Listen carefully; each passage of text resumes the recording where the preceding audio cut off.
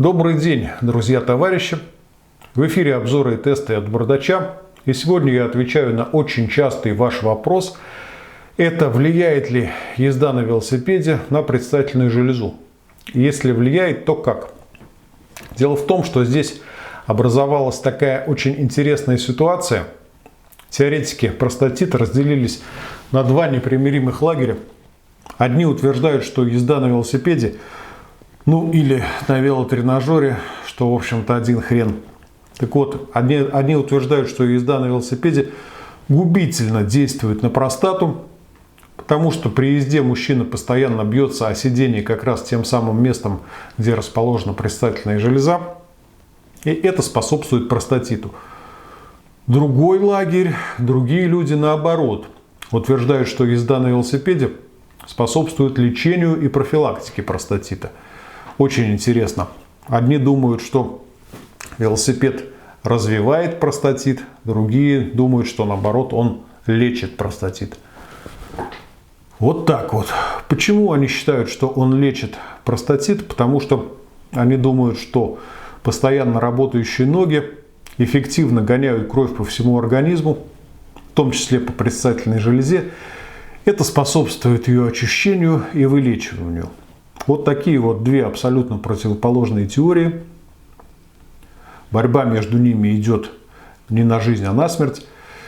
Но я расскажу, что по этому поводу думаю я. Данным вопросом я уже давно озадачился, уже давно его изучил.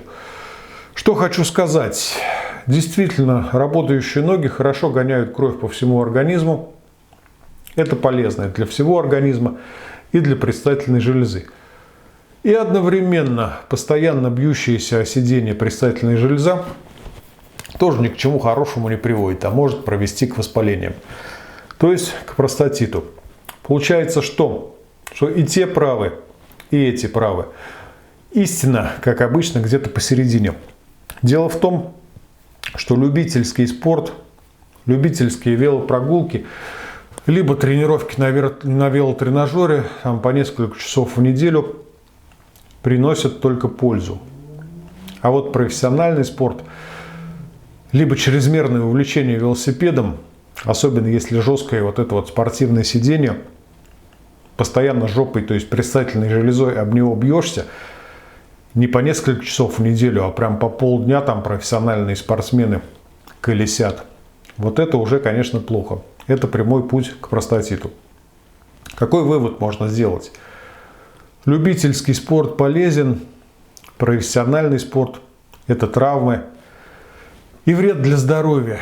Так в любом спорте. И в гимнастике, и в велоспорте, и в футболе.